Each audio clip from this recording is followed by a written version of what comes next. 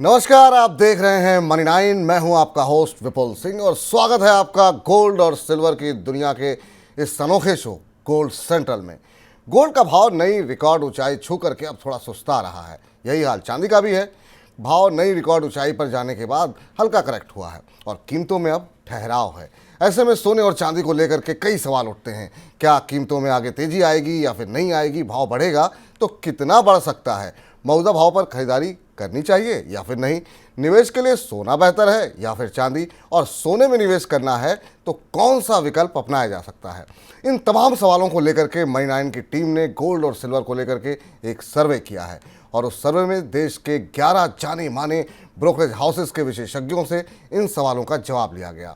आज के gold central में मुख्य तौर पर हम गोल्ड और सिल्वर से जुड़े इस सर्वे पर ही बात करेंगे। इसके अलावा गोल्ड और सिल्वर की मार्केट से जुड़ी जो बाकी खबरें हैं उन पर तो चर्चा होगी ही होगी। तो आज के कार्यक्रम में क्या कुछ हम बताने वाले हैं, दिखाने वाले हैं, सबसे पहले ऑन द शो पर नजर डालते हैं। गोल्ड सिल्वर पर आएगा मनी नाइन का सर्वे। जी हाँ, सोने चांदी का क्या है हाल और क्या होगा भविष्य, इन तमाम पहलुओं को छूता हुआ हमारा महत्वपूर्ण एक्सक्लूसिव सर्वे देखना मत भूलिए। इस कार्यक्रम को आखिर तक आप बने रहिए। रिजर्व बैंक ने कितना सोना खरीदा है, क्या इस समय आरबीआई की स्ट्रेटजी चल रही है, क्या वाकई में खरीदा जा रहा है, कितना खरीदा जा रहा है, इस तमाम आंकड़े आपको अब से हम थोड़ी देर में बताने वाले हैं। और सोने का उत्पादन कितना घटा है, जी हाँ, क्या कुछ ये आंकड़े कह रहे हैं, इस पर भी होगी विस्तार पूर्वक से बातचीत। और अब इस तमाम विषय पर बातचीत करने के लिए, गोल्ड और सिल्वर से जुड़े तमाम सवालों के जवाब जानने के लिए हमारे साथ ऑगमेंट गोल्ड की हेड रिसर्च रनीशा चिरानी जी जुड़ चुकी हैं। रनीशा जी, बहुत बहुत स्वागत है आपका। गोल्ड और सिल्वर को लेकर के जो सर्वे हुआ है, रनीशा जी, आपकी राय भी उसमें शामिल है। उनसे सर्वे पर बात करने से पहले गोल्ड और सिल्वर बाजार पे जरा जो महत्वपूर्ण खबरें हैं उस पर जरा हम बातचीत कर लेते हैं। हाल ही में वर्ल्ड गोल्ड काउंसिल ने गोल्ड को लेकर के अपनी तिमाही रिपोर्ट जारी की है। रिपोर्ट में कहा गया है कि मार्च तिमाही के दौरान वैश्विक स्तर पर खदानों से सोने के उत्पादन में गिरावट आई है। मार्च तिमाही के दौरान खदानों से 893 टन सोने की सप्लाई हुई है, जो कि 4 तिमाही में सबसे कम सप्लाई है। इससे पहले दिसंबर तिमाही के दौरान करीब 940 टन सोने की सप्लाई हुई थी। हालांकि 2023 की मार्च तिमाही से तुलना करें तो इस साल मार्च तिमाही में खदानों से सप्लाई करीब 4% बढ़ी है। पिछले साल मार्च तिमाही में खदानों से 855 टन सोने की सप्लाई देखने को मिली थी। अब सवाल यहाँ पर रनीशा जी आपसे ये होगा कि आगे चल कर के खदानों से गोल्ड की सप्लाई को लेकर के आप क्या आउटलुक देख रही हैं, क्या भविष्य देख रही हैं? जी नमस्कार। जैसे आपने बताया कि जिस तरह से डब्ल्यूजीसी की रिपोर्ट आई है फर्स्ट क्वार्टर ऑफ 2024 की, उसमें बताया गया है कि माइन सप्लाई ओवरऑल देखा जाए तो फर्स्ट क्वार्टर में ये हाईएस्ट लेवल का है। अब देखिए तो ओवरऑल जिस तरह से गोल्ड का जो सप्लाई आता है दो तरीकों से आता है। 75% सप्लाई जो आता है वो माइन सप्लाई से आता है एंड 25% जो है वो स्क्रैप सप्लाई से आता है इंडिया में और पूरे वर्ल्ड में। आप ये स्टैटिस्टिक्स है। तो इस बार जो माइन सप्लाई थोड़ी बहुत बढ़ी है, ये इट इज बिकॉज चाइना से, गाना से और कनाडा से प्रोडक्शन बढ़ा है एंड हम आगे के क्वार्टर्स को थोड़ा बहुत सरपास भी किया है। गोल्ड की रिसाइकलिंग भी काफी बढ़ी है पिछले क्वार्टर में, क्योंकि प्राइसेस बढ़ गई है तो ज्यादा स्क्रैप गोल्ड मार्केट में आया है। मुझे लगता है कि ओवरऑल काफी ये सप्लाई जो है बढ़ सकती है इस साल, क्योंकि जो गोल्ड का कॉस्ट ऑफ प्रोडक्शन है, जिसको all in all sustainable cost कहते हैं, वो है $1350 के आसपास। तो जो माइनर्स हैं काफी जी प्रॉफिटेबल है, उनको ₹1000 ज्यादा प्राइस में वो बेच सकते हैं मार्केट प्राइस पे। तो माइन सप्लाई एक्सपेक्टेड है कि ये साल लगातार बढ़ती रहेगी एंड प्रोडक्शन लेवल्स भी हाई रहेंगे। ठीक। इस बीच भारत के केंद्रीय बैंक आरबीआई ने मार्च तिमाही के दौरान कुल 19 टन सोने की खरीद की है। 2023 के दौरान आरबीआई ने पूरे साल में सिर्फ 16 टन सोना खरीदा था और इस साल 3 महीने में ही खरीद पिछले पूरे साल से ज़्यादा हो गई है। इस साल मार्च तिमाही के दौरान सिर्फ भारत के केंद्रीय बैंक ने ही सोना खरीदा नहीं है, बल्कि दुनिया भर के अधिकतर केंद्रीय बैंकों ने अपनी खरीद बढ़ाई है। मार्च तिमाही के दौरान केंद्रीय बैंकों की कुल गोल्ड खरीद करीब 290 टन रही। इसमें चीन के केंद्रीय बैंक का अहम योगदान देखने को मिल रहा है। रनीशा मैम, आपसे ये समझना चाहेंगे कि केंद्रीय बैंकों की जो सोने की लगातार खरीद है, क्या अभी कंटिन्यू होता हुआ दिखाई देगा? जिस तरीके से हम देख रहे हैं दुनिया भर में थोड़ा तनाव भी बढ़ता हुआ दिखाई दे रहा है, और ख़ास तौर से अगर भारत की बात करें तो रिजर्व बैंक की जो खरीद है वो भी क्या कंटिन्यू होती हुई दिखाई दे रही है? जी, सेंट्रल बैंक बाइंग एक ऐसा रीजन है जिसकी वजह से गोल्ड की प्राइसेस सपोर्टेड है पिछले 2 सालों से इनफैक्ट। एंड पिछले 2 साल से हमने देखा है 1,100-1,100 टन जितना सेंट्रल बैंक बाय कर रही है पूरे साल में। और अगर फर्स्ट क्वार्टर में जिस तरह से आपने नंबर बताया कि 290 टन जितना हुआ है, इस साल भी एक्सपेक्टेड है कि 1100-1200 टन जितना सेंट्रल बैंक का बाइंग आ सकता है। अगेन रिकॉर्ड बाइंग रहेगा। ये सिर्फ इंडिया ही नहीं, जो इमर्जिंग मार्केट की कंट्रीज है उनकी सेंट्रल बैंक लगातार गोल्ड में बाइंग कर रही है।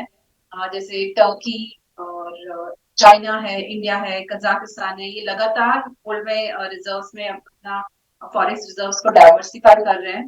सबसे बड़ा जो नंबर आ रहा है वो है चाइना से। लगातार उनकी होल्डिंग्स बढ़ रही है क्योंकि वो चाहते हैं कि अपने रिजर्व्स को डाइवर्सिफाई करें। और पिछले 20 सालों में उन्होंने उन्होंने डॉलर के जो ट्रेजरी बॉन्ड्स हैं वो बेचकर गोल्ड की होल्डिंग बढ़ाई है। 2004 में अगर आप देखें तो जो डॉलर गोल्ड बॉन्ड्स की जो होल्डिंग्स थी वो लगभग 75% थी उनके रिजर्व्स में।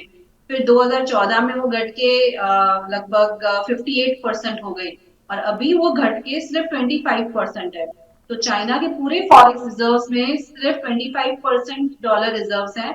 बाकी जी दूसरी करेंसीज और गोल्ड जैसी चीजें हैं। गोल्ड की होल्डिंग्स बढ़ी है लगभग 3.5% से 4.5% पिछले 1 साल में। तो इस तरह सारी सेंट्रल बैंक्स डाइवर्सिफाई कर रही है अपने रिजर्व्स को। वो एक ही करेंसी पर डिपेंडेंट नहीं रहना चाहती। और जिस तरह से यूएस की डेट लेवल्स बढ़ती जा रही है, तो कोई भी कंट्री नहीं चाहता कि ऐसी करेंसी इन्वेस्टेड रहे। और जी जिस तरह से आरबीआई ने अपने रिजर्व्स बढ़ाए हैं, यस लगातार हम देख रहे हैं 40-50 टन पिछले 4-5 सालों से बाइंग बढ़ रही है आरबीआई की। और इस साल भी एक्सपेक्टेड है कि इनफैक्ट वो ज्यादा ही बाय करेंगे कि फर्स्ट क्वार्टर में ही उन्होंने ऑलरेडी जैसे आपने बताया 19 टन तो बाय कर चुके हैं। तो एक्सपेक्टेड है कि शायद वो 60-70 टन भी इस बार बाय करें। सारे इमर्जिंग मार्केट की जो कंट्रीज हैं यही कर रही है, अपना गोल्ड होल्डिंग्स बढ़ा रही है और डॉलर की होल्डिंग्स कम कर रही है। जी। इस बीच ऐतिहासिक ऊंचाई पर भाव होने के बावजूद भारत में जनवरी मार्च तिमाही में सालाना आधार पर सोने की मांग में 8% की बढ़ोतरी दर्ज की गई। वर्ल्ड गोल्ड काउंसिल यानी कि डब्ल्यूजीसी के मुताबिक सोने की मांग इस दौरान 136.6 टन रही है। पिछले साल जनवरी मार्च तिमाही में सोने की मांग 126.3 टन दर्ज की गई थी। भारत में सोने की कुल मांग में से गोल्ड ज्वेलरी की मांग 4% बढ़कर के 95.5 टन दर्ज की गई, जबकि पिछले साल जनवरी मार्च की अवधि में ज्वेलरी की मांग 91.9 टन थी। आरबीआई की ओर से खरीदारी बढ़ने से भी मांग में बढ़ोतरी दर्ज की गई है। जनवरी मार्च में मूल्य के आधार पर भी सोने की सालाना मांग 20% बढ़कर के 75,470 करोड़ रुपए दर्ज की गई। मैम, रेट बढ़ रहे हैं लेकिन डिमांड कम नहीं हो रही, इसकी खास वजह आप क्या मान रही हैं और क्या आगे भी ये जो डिमांड बनी हुई है वो कंटिन्यू होती हुई दिखाई दे रही है आपको? जी, हम जितना गोल्ड इंपोर्ट करते हैं लगभग 800 टन जितना, तो उसमें से जो ज्वेलरी डिमांड आती है वो लगभग 550 से 600 टन जितनी आती है। मतलब 75% हमारा जो गोल्ड का इंपोर्ट्स है वो ज्वेलरी में सेल होता है या कन्वर्ट हो जाता है। इंडियंस को काफी फ्लॉन्ट करना अच्छा लगता है ज्वेलरी। सो ज्वेलरी सबसे बड़ा कंपोनेंट है डिमांड का। सो जिस तरह से प्राइसेस बढ़ी है, तो फर्स्ट क्वार्टर में इतना प्राइसेस नहीं बढ़ी थी। तो people were getting used to it और gradually buying अच्छी थी। बट यस, मार्च अप्रैल में हमने देखा है कि डिमांड थोड़ी लैकलस्टर रही है क्योंकि रिकॉर्ड प्राइसेस पे अभी तक लोग एडजस्ट नहीं हुए हैं। और पर अभी आप देखिए मई मंथ में जिस तरह से थोड़ा 5 से 6% करेक्शन आया है प्राइसेस में, ग्रेजुअली डिमांड पिकअप हो रही है। लोग लाइट वेट ज्वेलरी एटलीस्ट लेना स्टार्ट कर रहे हैं या फिर लो कैरेटेज ज्वेलरी है 18 कैरेट लेना पसंद कर रहे हैं। सो वो अक्षय तृतीया है इस महीने में, काफी वेडिंग्स है, तो मई मंथ में हम फिर से देख रहे हैं कि अच्छी डिमांड आ रही है। आई थिंक ओवरऑल ये साल काफी अच्छा रहेगा 2024। और मुझे लगता है फिर से हम 800-900 टन जितना फिर से डिमांड रह सकती है इस साल भी। तो गोल्ड की प्राइसेस कुछ भी हो, ग्रेजुअली लोग एडजस्ट हो जाते हैं एंड वेट करते हैं हर डिप्स पे बाय करने के लिए। जी। आपने मेरा अगला सवाल भी वही था, आपने उसका जिक्र किया अक्षय तृतीया को लेकर के। किस तरह की डिमांड की उम्मीद आप कर रही हैं अक्षय तृतीया पे, और क्या सोना खरीदना चाहिए अभी या थोड़ा वेट करना चाहिए कि थोड़ा और करेक्ट हो जाए उसके बाद? क्या कोई बड़ा करेक्शन देख रही हैं आप सोने में? सी मुझे लगता है कि अक्षय तृतीया पे बहुत ऑस्पिशियस डे है गोल्ड बाय करने के लिए। मैं हमेशा एडवाइस करती हूँ जो गोल्ड में बाइंग करना चाहते हैं, हर महीने अगर जो एसआईपी नहीं कर सकते या लमसम बाय नहीं कर सकते हैं, सो बेस्ट वे रहता है कि आप साल में एटलीस्ट 2 बार गोल्ड बाय करें। So one is Akshaya Tritiya and next is Diwali. 6 महीने के गैप पे ये आप गोल्ड बाइंग कर सकते हैं। बहुत ऑस्पिशियस डे है और आपकी थोड़ी प्राइसेस की एवरेजिंग भी अच्छी हो जाती है। तो जिस तरह से अभी हमने देखा है कि थोड़ा करेक्शन आया है, मैं एक्सपेक्ट कर रही हूँ थोड़ा करेक्शन और बढ़ेगा। इंडिया में लगभग 71,500 से 72,000 के आसपास अभी जो करंट प्राइजेस है, थोड़ा यहाँ से और डिप मिलता है, 70,000 के आसपास मिलती है प्राइजेस, तो आपको जरूर बाय करना चाहिए, बहुत अच्छी अपॉर्चुनिटी है। और अक्षय तृतीया के दिन मुझे लग रहा है एटलीस्ट इसके आसपास ही रेट्स रहेंगे। सो आगे चल के मुझे लग रहा है at least by this year end भी आप देखेंगे तो आपको 8 to 10% रिटर्न मिलेगा। और ग्रेजुअली आप देखेंगे लॉन्ग टर्म में जिस तरह से गोल्ड ने रिटर्न दिए हैं, हर साल 12% का CAGR रिटर्न मिला है, तो आगे चल के लॉन्ग टर्म रिटर्न भी काफी अच्छे रहेंगे। तो जिसकी वो एक रैली मिस हो गई है पहले, जिसने फायदा नहीं उठाया है, तो ये अक्षय तृतीया काफी अच्छा मौका है, बाय कीजिए, अच्छे रिटर्न्स मिलेंगे। चलिए, तो अक्षय तृतीया अच्छा मौका है आप सोना खरीदने के लिए। 70,000 के आसपास अगर सोना मिलता है तो ज़रूर जो है एक अपॉर्चुनिटी आपको मिल रही है, एक मौका मिल रहा है, तो उसमें आप बिल्कुल अपना निवेश जो है, अगर आपने अभी तक सोने में निवेश शुरू नहीं किया है तो बिल्कुल शुरुआत कर सकते हैं। और ननिशा जी का मानना है कि हर 6 महीने में थोड़ा थोड़ा करके, अगर आप एक साथ निवेश बड़ा नहीं कर सकते तो थोड़ा थोड़ा करके हर 6 महीने में आप निवेश कर सकते हैं। इधर सिल्वर ETF को निवेशकों का अच्छा रिस्पांस मिल रहा है। अप्रैल में विभिन्न फंड हाउसेज के द्वारा पेश किए गए 8 सिल्वर ETFs का एसेट अंडर मैनेजमेंट यानी AUM 5,000 करोड़ रुपए के आंकड़े को पार कर गया। साल 2024 की शुरुआत के बाद से सिल्वर ETF में निवेश बढ़ा है। Association of mutual funds in India यानी एम्फी के आंकड़ों से पता चला है कि जनवरी-मार्च 2024 के दौरान सिल्वर ETF में 1,500 करोड़ रुपए का निवेश आया है। मार्च में घरेलू म्यूचुअल फंड द्वारा पेश किए गए गोल्ड ETFs का AUM पहली बार 31,000 करोड़ रुपए से ज़्यादा दर्ज किया गया है। मैम, क्या निवेश के लिए, चूँकि आपने कहा थोड़ा थोड़ा, बहुत सारे लोग इतने महंगे सोने पे निवेश नहीं कर सकते हैं, अगर उनको 10 ग्राम भी लेना हो तो पूरा बजट कई बार गड़बड़ हो जाता है, तो क्या ये एक अच्छा विकल्प है कि अगर आप 5,000 7,000 कुछ भी डालना चाहते हैं तो क्या ETF के माध्यम से जाना ठीक रहेगा? और चांदी के लिए खासतौर से, चूँकि चांदी में हम देख रहे हैं काफ़ी इंटरेस्ट बढ़ा है, तो क्या चांदी का ETF बेहतर विकल्प हो सकता है निवेश के लिए? यस, चांदी में आपने जिस तरह से बताया है काफी इंटरेस्ट आने लगा है अभी ग्रेजुअली, कि 10-11 साल के कंसोलिडेशन के बाद फाइनली चांदी में एक बड़ी मूवमेंट आई है। जो हर साल 8-9% जितना रिटर्न दे रही थी कमोडिटी, अभी फाइनली हमने देखा एक ब्रेकआउट आया $26-27 के ऊपर, एंड देन $30 को टच किया, एंड इंडियन टर्म्स में ऑलमोस्ट 86,000 का हमने हाई आते हुए देखा। मुझे लग रहा है कि इंडिया में जिस तरह से हमारे पास चांदी में इन्वेस्ट करने के लिए काफी कम ऑप्शंस हैं। अगर किसी को डिजिटली इन्वेस्ट करना है तो एक डिजिटल सिल्वर है एंड सिल्वर ETF है।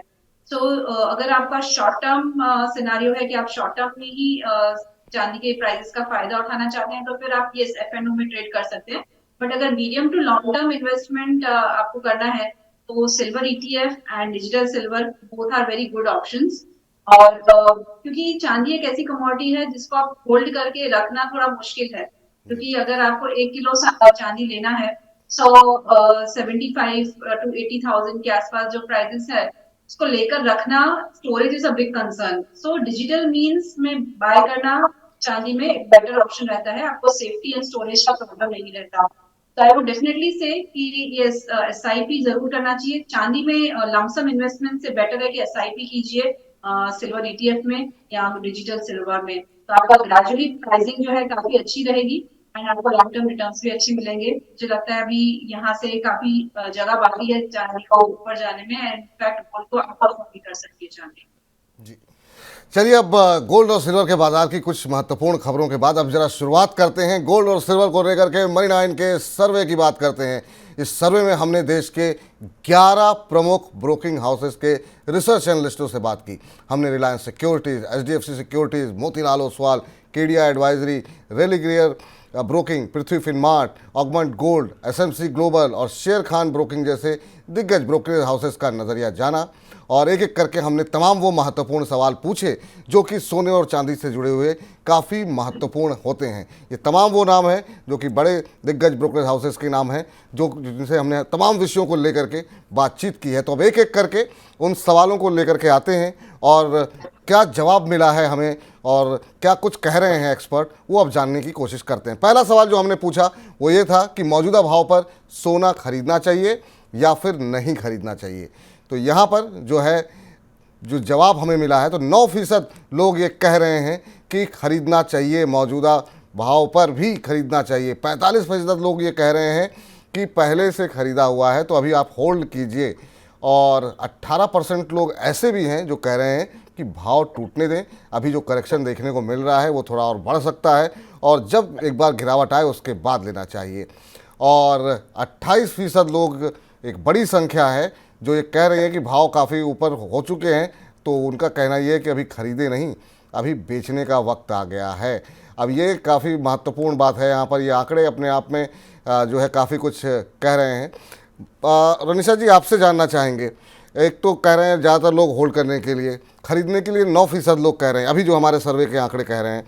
आप क्या कह रही हैं, अभी क्या करना चाहिए? क्या मौजूदा भाव पर खरीदें, थोड़ा वेट करें, या फिर आपको लगता है करेक्शन के बाद खरीदना चाहिए?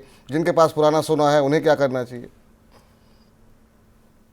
से आप ओवरऑल अगर गोल्ड के फंडामेंटल्स, टेक्निकल, सब तरह के एनालिसिस एंड रिसर्च देखेंगे तो मेनली 4 रीजंस हैं जिसकी वजह से प्राइसेस इतनी बढ़ी है। सबसे पहला था कि जियोपॉलिटिकल टेंशन से, सेकंड हमने देखा कि सेंट्रल बैंक बाइंग थी, तीसरा था कि जो यूएस की डेट लेवल है वो लगातार बढ़ी है, वो एक कंसर्न है कि आगे चल के डेट क्राइसिस आ सकता है, और चौथा है कि चाइना से काफी रिटेल बाइंग आई है इस बार। तो इन चारों फैक्टर्स को देखें तो चारों फैक्टर्स अभी भी कंटिन्यू है, सिर्फ एक के सिवाय, जहां पे हमने देखा है कि रशिया और सॉरी इजराइल एंड ईरान की जो जियोपॉलिटिकल टेंशन है वो थोड़ी बहुत थम गई है, थोड़ा सीज फायर हुआ है इस वजह से। बाकी के फैक्टर्स अभी भी कंटिन्यू है। मुझे लगता है लॉन्ग टर्म अभी भी गोल्ड कंटिन्यू रहेगा अपने बुल ट्रेंड में, यस, बट थोड़ा शॉर्ट टर्म में करेक्शन आ सकता है, क्योंकि जिस तरह से फेड का जो स्टैंड है वो थोड़ा हॉकिश हो गया है।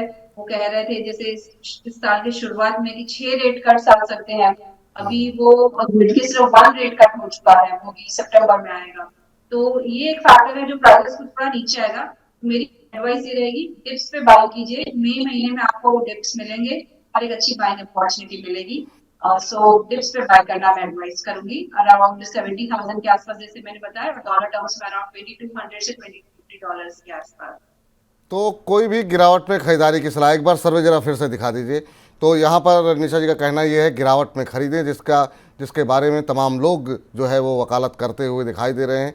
मौजूदा भाव पे थोड़ा सा हो सकता है अभी ना खरीदें, चलिए, और यहाँ पर भाव टूटने दें उसके बाद खरीदें, ये कहना है रनिशा जी का। तो 18% लोगों में वो शामिल हैं, और 18% क्यों, बल्कि जो लोग कह रहे हैं होल्ड करने के लिए, वो भी यही कह रहे हैं कि अभी होल्ड करके रखें, नई बाइंग ना करें, थोड़ा नीचे आए तब ले लें। तो ज़्यादातर जो है हम देख रहे हैं कि करीब करीब 65-63% लोगों का ये मानना है कि अगर है तो होल्ड करें, नहीं तो भाव टूटने के बाद खरीदें। ये सलाह यहाँ पर निकल के आती है। 70,000 का लेवल बताया गया है रनिशा जी की तरफ से। चलिए, ये बात रही सोने की। अब जरा बातचीत कर लेते हैं चांदी को लेकर के, अगला सवाल लेकर के आते हैं। और दूसरा सवाल जो हमने अपने सर्वे में पूछा कि आखिर में करंट लेवल पे क्या चांदी खरीदें या फिर नहीं, क्या कहते हैं हमारे आंकड़े कह रहे हैं 18% लोग ये कह रहे हैं कि खरीदिए, अभी भी खरीद सकते हैं। 46% लोग यहाँ पर भी सोने जैसा ही हाल, पहले से ख़रीदा हुआ है तो होल्ड करें। 18% यहाँ पर भी कह रहे हैं कि थोड़ा करेक्शन अभी ड्यू है, थोड़ा करेक्ट हो जाने दें उसके बाद बेचना चाहिए। प्रॉफिट बुक करने के लिए महज 18% लोग कह रहे हैं कि कभी खरीदने का समय नहीं है, अगर है आपके पास तो आप चाहें तो अपना मुनाफा वसूल कर सकते हैं। मैम, ये सर्वे के आंकड़ों के मुताबिक लगभग गोल्ड जैसा हाल यहाँ पर दिखाई दे रहा है। आपका व्यू क्या है इसको लेकर के? अभी करंट लेवल पे ख़रीदना चाहिए, या गोल्ड की तरह ही थोड़ा करेक्शन आता है उसके बाद एंट्री करनी चाहिए? थोड़ा अंडर परफॉर्म किया है चांदी ने सोने के मुकाबले, क्या आगे जो है ये आउट परफॉर्म कर सकता है क्या? जी, मुझे लगता है सिल्वर करंट रेट से भी काफी अच्छी लेवल से बाय करने के लिए, जो 80,000 81,000 के आसपास ट्रेड हो रही है प्राइसेस, वेट करेंगे भी तो थोड़ा बहुत आपको 1000 नीचे मिलेंगे, बट आई थिंक ये भी काफी अच्छे लेवल से बाइंग कर सकते हैं। जिस तरह से सोलर डिमांड कंटिन्यूअसली सिल्वर की प्राइसेस को सपोर्ट कर रही है, और पिछले 3 सालों से हम देख रहे हैं कि ये डेफिसिट मार्केट में है, तो लगातार मुझे लग रहा है कि सिल्वर में सपोर्टेड ही रहेंगी प्राइसेस, ज्यादा डिप्स नहीं आएंगे। $26 जो है एक इम्पोर्टेंट सपोर्ट लेवल है, एंड इंडियन टर्म्स में अराउंड 78,000 के नीचे में नहीं लगता मुझे कि प्राइसेस ज्यादा नीचे जानी चाहिए। सो करंट प्राइसिंग पे भी आप लमसम बाइंग कर सकते हैं, एसआईपी कर सकते हैं, whatever way you want. Gradually मुझे लग रहा है कि हम 1-2 साल में सिल्वर को 1 लाख तक जाते हुए देखेंगे, इनफैक्ट इस साल मुझे लग रहा है कि 90,000 के आसपास क्लोजिंग आ सकती है सिल्वर की। जरूर इन्वेस्ट कीजिए सिल्वर में। जी। तो ये राय निकल करके आती हुई यहाँ पर निशा जी की तरफ से।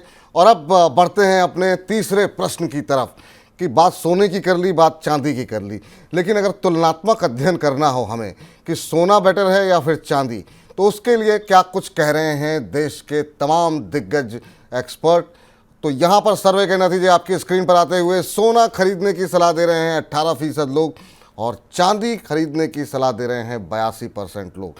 तो देश के तमाम दिग्गज एक्सपर्ट ये कह रहे हैं कि अभी अगर सोने चांदी में अगर आपको कंपैरिजन करना हो तो चांदी पर वो ज़्यादा बुलिश दिखाई दे रहे हैं। 82% एक्सपर्ट ये मान रहे हैं कि चांदी में निवेश करने पे आपको बेहतर रिटर्न मिलेगा और सोना खरीदने की सलाह महज 18% लोग यहाँ पर दे रहे हैं। मैम, इस नतीजे को आप कैसे देख रही हैं? सहमत हैं इससे, असहमत हैं? और आप 18% की तरफ हैं या 82% की तरफ हैं? या इसके पीछे कारण क्या है मैम? चांदी को क्यों आउट परफॉर्म करने की उम्मीदें दिखाई दे रही हैं? क्या लगातार अंडर परफॉर्म किया है कई साल, 2-3 सालों से, इस वजह से ऐसा लग रहा है? यस, मुझे भी यही लग रहा है। मेन रीजन यही है कि चांदी ने जिस तरह से अंडर परफॉर्म किया है, फाइनली ब्रेकआउट आया है। एंड चांदी एक तरह से जैसे इंडस्ट्रियल कमोडिटी भी ज्यादा मानी जाती है, तो हमने बेस मेटल्स में भी देखा है कि फाइनली ब्रेकआउट्स आए हैं, न्यू ऑल टाइम हाइस पे ट्रेड कर रहे हैं बेस मेटल्स, तो वो सपोर्ट मिलेगा चांदी को। एंड एक बार अगर चांदी में बुलिशनेस स्टार्ट होती है तो वो रुकती नहीं है। अभी भी हमने काफी अंडर परफॉर्मेंस देखा है, अंडर एलोकेटेड कमोडिटी है। ये चांदी में अच्छी रैली आ सकती है। बट आई वुड से अगर किसी को नया इन्वेस्टमेंट करना है तो 50% गोल्ड में डालना चाहिए, 50% सिल्वर में डालना चाहिए। तो आपके कंपैरेटिवली रिटर्न्स जो है काफी अच्छे रहेंगे। मैं नहीं कहूंगी कि ज्यादा सिल्वर में डालिए, ज्यादा गोल्ड में डालिए। जो ओवरऑल दोनों कमोडिटीज लग रहा है कि 10% जितना सीएजीआर रिटर्न्स आने वाले 1-2 सालों में कंटिन्यूस देंगे। तो क्या दोनों में बराबर, आपका कहना है कि दोनों में बराबर निवेश होना चाहिए मैम? जी, मैं वही कर रही हूँ, 50-50% दोनों में डालिए। चलिए, तो रनीशा जी का कहना ये है कि अगर आपके पास 1 लाख रुपए लगाने के लिए हैं तो 50,000 का आप गोल्ड ले सकते हैं, 50,000 की सिल्वर ले सकते हैं और दोनों में ही आपको डबल डिजिट में रिटर्न जो है आते हुए दिखाई देंगे। लेकिन सर्वे कह रहा है कि 18% लोग कह रहे हैं कि अगर सोने चांदी में चुनना हो तो 82% लोग कह रहे हैं कि वो चांदी पे दांव लगाएंगे और 18% लोग कह रहे हैं कि वो सोने पे दांव लगाएंगे। तो ये सर्वे का और रनीशा जी का व्यू दोनों ही हमने आपको बता दिया, बाकी आगे का निर्णय आपको करना होगा। चौथा महत्वपूर्ण सवाल जो हमने पूछा अपने एक्सपर्ट से, देश के तमाम दिग्गज ब्रोकरेज हाउसेस से, वो ये कि सोने में अगर हम पैसे लगा रहे हैं तो कौन सा माध्यम ज़्यादा बेहतर है? ईटीएफ बेहतर है या फिर गोल्ड बॉन्ड बेहतर है? दोनों मानने वाले 55% लोग हैं, लेकिन गोल्ड बॉन्ड पे भरोसा करने वाले लोगों की संख्या काफ़ी ज़्यादा, 36% लोगों का मानना ये है कि गोल्ड बॉन्ड बेटर है और ईटीएफ को बेटर मानने वाले लोग सिर्फ 9% हैं। गोल्ड बॉन्ड में वाकई में भारत के लोगों ने जो विश्वास दिखाया है वो काफ़ी ज़्यादा उत्साहित करने वाला है। जिस तरीके से हम देखते हैं कि जब भी सोवरेन गोल्ड बॉन्ड आता है उसके बाद कतारें लग जाती हैं। मैम, काफ़ी अच्छा रिस्पांस मिला भारत सरकार को गोल्ड बॉन्ड के ऊपर। अभी भी जो है लोग 36% लोग ये कह रहे हैं कि गोल्ड बॉन्ड बेहतर विकल्प है। ईटीएफ से क्या दिक्कत है मैम, और ईटीएफ में निवेश कितना आप सुरक्षित मानती हैं? हालांकि 55% लोग दोनों में निवेश करने की बात कर रहे हैं, आप किसको बेटर मानती हैं? जी, मैं एडवाइस करती हूँ कि जिसमें इन्वेस्टमेंट करना चाहिए डिपेंड करता है आपका टाइम होराइजन कितना है और लिक्विडिटी की आपको नीड कितनी है।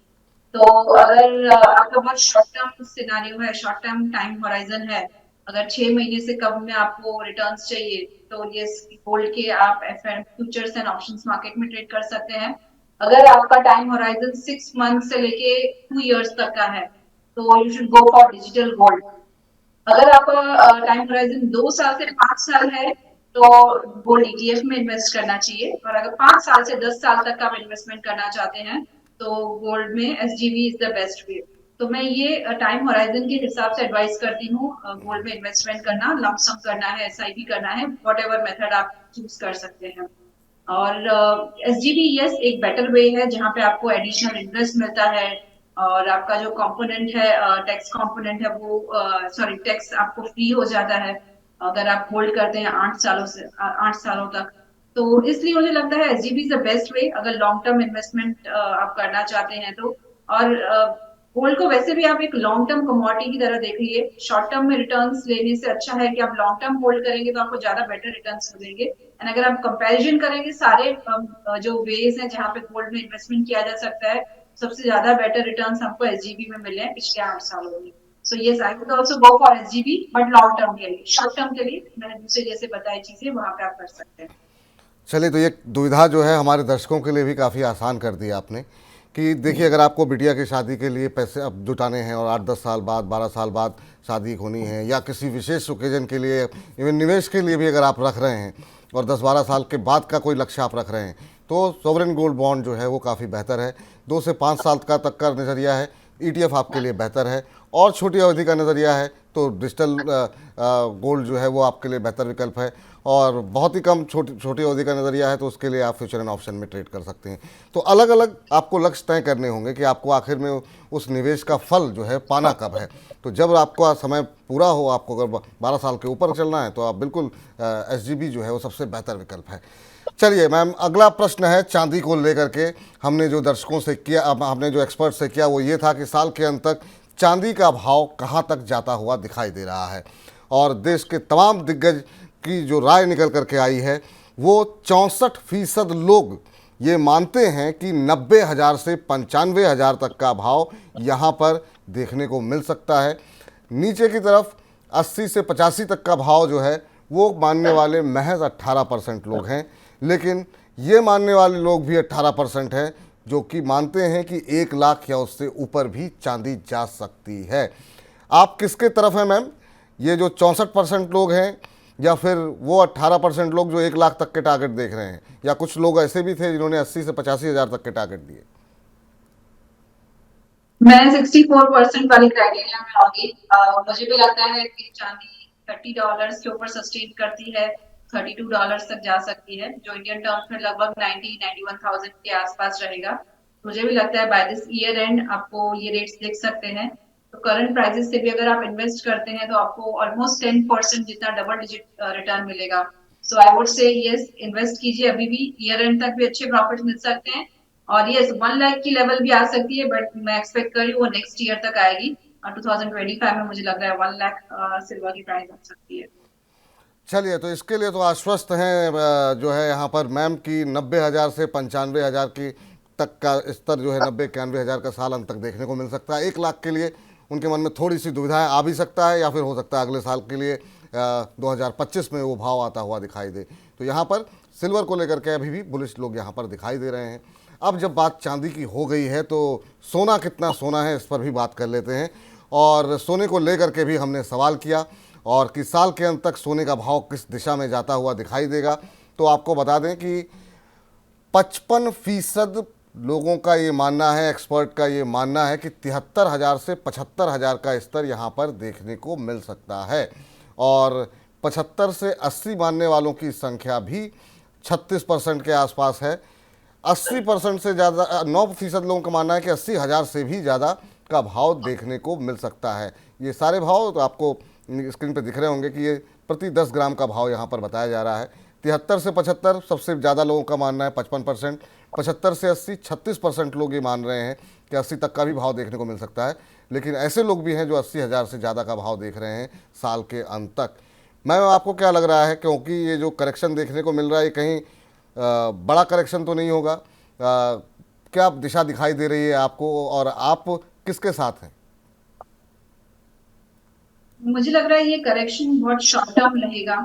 जिस तरह से ये रैली काफी ओवर हीटेड हो चुकी थी, ओवर बॉट हो चुकी थी, एंड जिस तरह से जियोपॉलिटिकल टेंशन थोड़े बहुत थम गए हैं, तो हमने देख रहे हैं कि करेक्शन आ रहा है।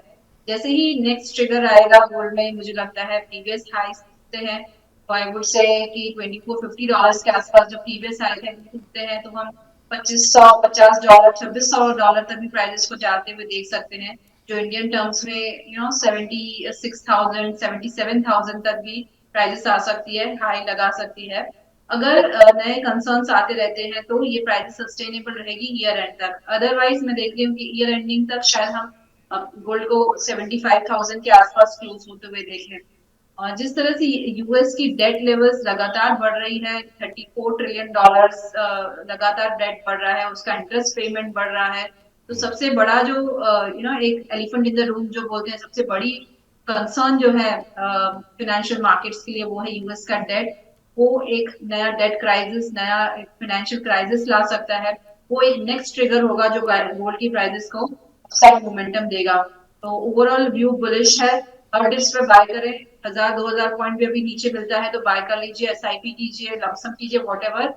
ओवरऑल गोल्ड की प्राइसेस बढ़ने ही वाली है बाय दिस ईयर एंड 75,000।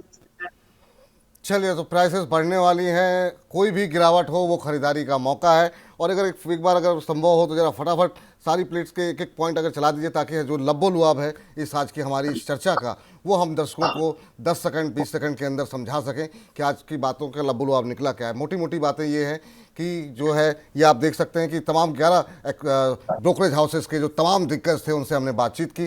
जरा फटाफट जरा प्रश्न दिखा दीजिए। और यहाँ पर हमने एक एक सवाल जो महत्वपूर्ण आपके लिए हो सकता है, मौजूदा समय में सोना खरीदना चाहिए कि नहीं, इसमें 45% लोग कह रहे हैं कि अभी पहले से खरीदा है तो होल्ड करें और भाव टूटने पर फिर खरीदें। ये रेणुसा जी का भी मानना था कि अगर थोड़ा सा भी जो करेक्शन अभी आ रहा है उसमें आप खरीदारी करके चल सकते हैं, तो अगर थोड़ा करेक्शन और होता है तो आप यहाँ पर खरीदारी करके चलें।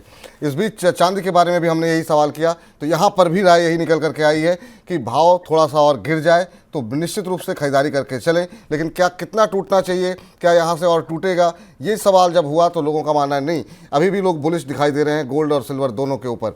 और यहाँ पर जो है क्या स्थिति देखने को मिल रही है, सोने के लिए निवेश के लिए क्या बेहतर है, सोना कहने वाले 18% लोग हैं और चांदी कहने वाले 82% लोग। लेकिन रेणुसा जी का मानना है कि आपको दोनों में ही निवेश करना चाहिए, दोनों में ही आपको डबल डिजिट रिटर्न आता हुआ दिखाई देगा। और अगर 1 लाख रुपए आप लगा रहे हैं तो 50-50 हज़ार सोने और चांदी दोनों में ही आप लगा सकते हैं। कौन सा चीज़ बेहतर है अगर सोने में निवेश करना हो, गोल्ड बॉन्ड, ईटीएफ या दोनों? इसमें रेणुसा जी का मानना ये है कि अगर आप 10 साल से ऊपर की सोच रखने वाले निवेश कर रहे हैं तो आपको जो है गोल्ड बॉन्ड में निवेश करना चाहिए। सर्वे के अनुमान आपके सामने है। ईटीएफ में अगर आप तब निवेश करें अगर आपका 5 साल तक का नज़रिया है, और बाकी जो विकल्प हैं डिजिटल या फिर एफएनडो के, उसके लिए जब अगर आपका 1 साल से कम का नज़रिया है, 1 साल तक का नज़रिया है, तो वहाँ आप जो है निवेश कर सकते हैं। चलिए अगली प्लेट लेकर के आते हैं। चांदी का भाव क्या होगा, ये सबसे महत्वपूर्ण सवाल था। इसमें 90 से 95 हज़ार हो सकता है, ये 64% लोग मान रहे हैं। 80 से 85 हज़ार मानने वाले 18%, लेकिन 1 लाख से ऊपर मानने वाले भी 18% हैं। लेकिन रेणुसा जी का मानना ये है कि वो 64% के साथ जाएंगी और उनको लगता है कि ये भाव देखने को मिल सकते हैं। 1 लाख का भाव जो है वो 2025 में देखने को मिल सकता है।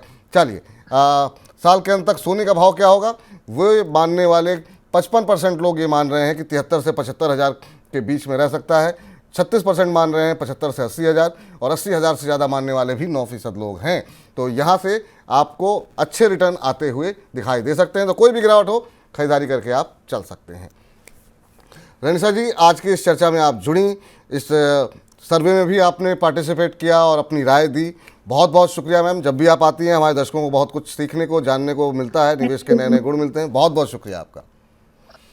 तो चलिए, फिलहाल अब गोल्ड सेंट्रल को यहीं पर समाप्त करते हैं। उम्मीद करते हैं कि सोने चांदी से जुड़े हुए जितने भी आपके मन में आशंकाएं, सवाल थे, वो सारे दूर हुए होंगे। अगले महीने फिर हम लौटेंगे और बताएंगे आपको क्या रणनीति आपकी सोने चांदी को लेकर के होनी चाहिए। लेकिन आप लगातार मनी 9 के साथ बने रहिए, क्योंकि बात खाली सोने चांदी की नहीं, शेयर बाजार की हो, म्यूचुअल फंड की हो, हर विषय पर आपको सही जानकारी सिर्फ मनी 9 पे मिलती है। ऐप को डाउनलोड नहीं किया है तो अभी डाउनलोड कर लीजिए। मुझे इजाज़त दे दीजिए। नमस्कार।